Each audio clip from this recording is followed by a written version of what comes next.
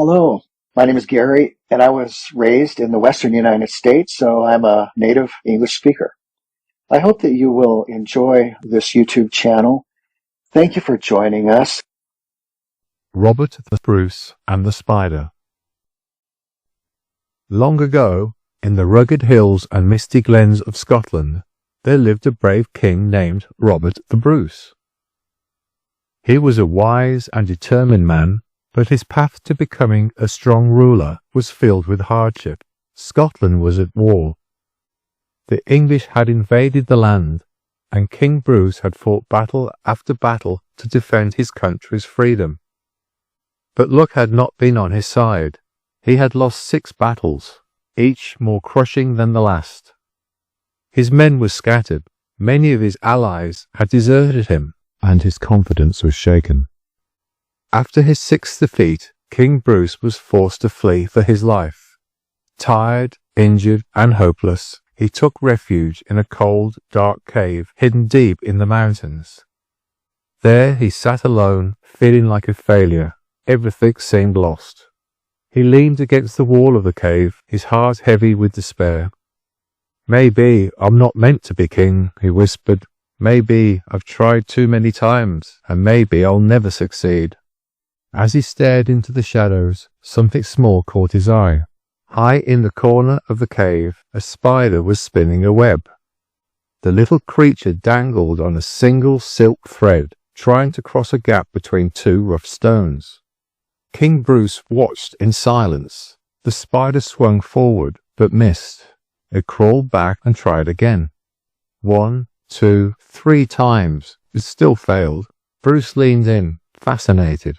The spider kept trying, despite falling again and again. On the 6th attempt, just like Bruce's battles, it failed once more. But it didn't give up. It steadied itself, waited for the wind to calm, and tried one last time, the 7th attempt. This time, the spider succeeded. It landed on the other stone and anchored its thread. Then it began to weave its web, slowly and steadily. Bruce sat up straighter. Something stirred in his chest. Hope. If this tiny creature can try again after failing 6 times, he thought, why can't I? Am I not a man? Am I not a king? In that quiet moment, the spider gave him the courage he needed. Bruce stood, brushed off the dust, and left the cave with renewed strength. He gathered his scattered men, spoke with passion and fire in his voice, and prepared for one more fight. And this time, King Robert the Bruce won. His final battle drove the English from the land, and Scotland regained its freedom. Moral of the story: never give up. Even when you fail again and again, success may come with the next try. Success doesn't always come quickly. It often takes time, patience, and quiet determination.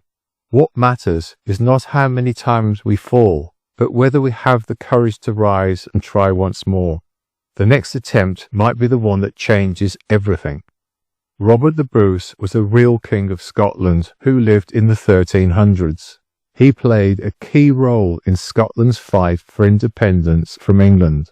His greatest victory came in 1314 at the Battle of Bannockburn, where his much smaller force defeated the English army. This triumph marked a turning point in Scottish history, and eventually led to Scotland being recognised as an independent kingdom in 1328. Robert the Bruce ruled until his death in 1329, and is remembered as one of Scotland's greatest national heroes, and a symbol of determination and leadership. The Two Frogs, Japanese folktale. Once upon a time in Japan, there were 2 frogs who lived very far apart.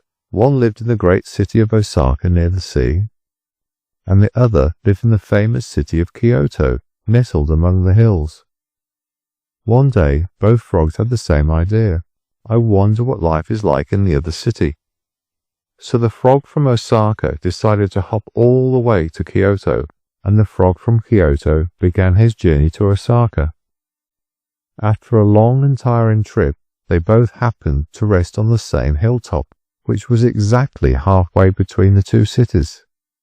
To their surprise, they met one another. "Where are you going?" asked the Kyoto frog. "To Kyoto," replied the Osaka frog. "And you?" "To Osaka," said the Kyoto frog, smiling. The two frogs were delighted by this strange coincidence, and decided to take a rest and chat before continuing. As they talked, a clever idea came to one of them. "Let's stand on our hind legs," he said, "and hold each other up. That way we can look at the city we want to visit. Then we'll know if it's worth the journey."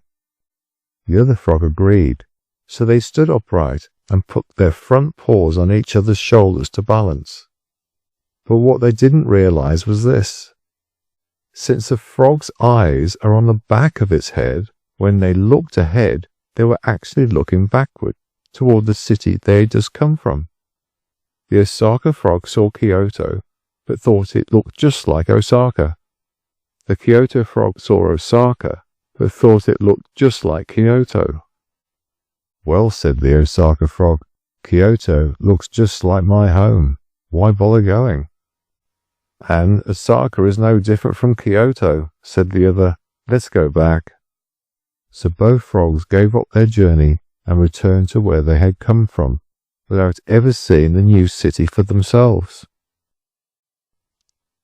Moral of the story: don't let assumptions limit your experiences. What you think you see might not be the full truth, so keep an open mind and be willing to explore for yourself.